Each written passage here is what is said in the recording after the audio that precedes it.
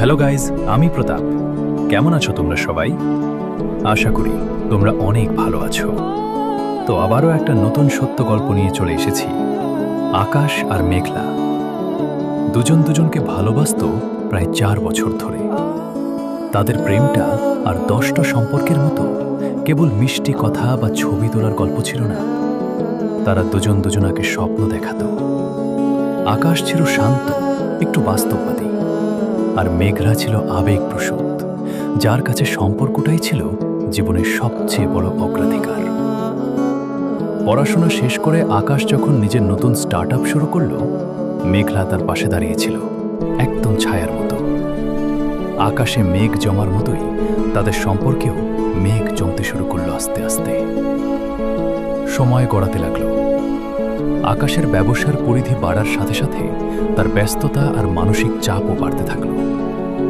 মেঘলা খেয়াল করল আকাশ আগের মতো আর হাসে না, তার কথা শোনার ধৈর্য নেই। মেঘলা ঘন্টার পর ঘন্টা অপেক্ষা করে থাকত একটা ফোন কলের জন্য, কিন্তু দিনের শেষে আকাশের থেকে মিলত কেবল ক্লান্ত এক খণ্ড বাক্য। মেঘলা, আমি খুব ক্লান্ত, কাল কথা বলি। মেঘলার মনে হতে শুরু করল সে আকাশের জীবনে আর আগের মতো গুরুত্বপূর্ণ নয়।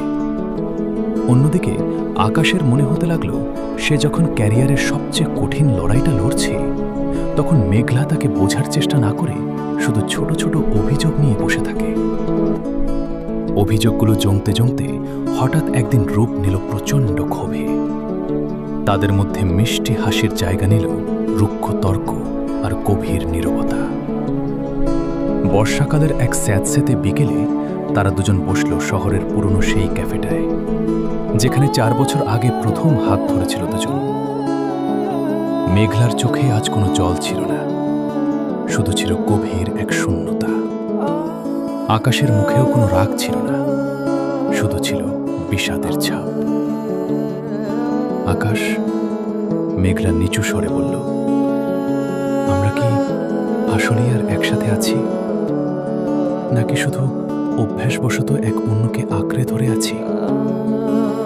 আকাশ চায়ের কাপের দিকে তাকিয়ে রইল কিছুক্ষণ, তারপর একটা দীর্ঘশ্বাস ফেলে বলল, আমি চেষ্টা করছি মেঘলা, কিন্তু সত্যি বলতে আমিও আর নিজের মধ্যে সেই আগের মানুষটাকে খুঁজে পাচ্ছি না।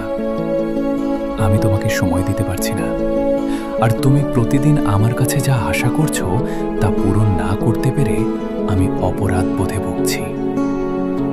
এই অপরাধবোধ আমার কাজকেও ধ্বংস করছে।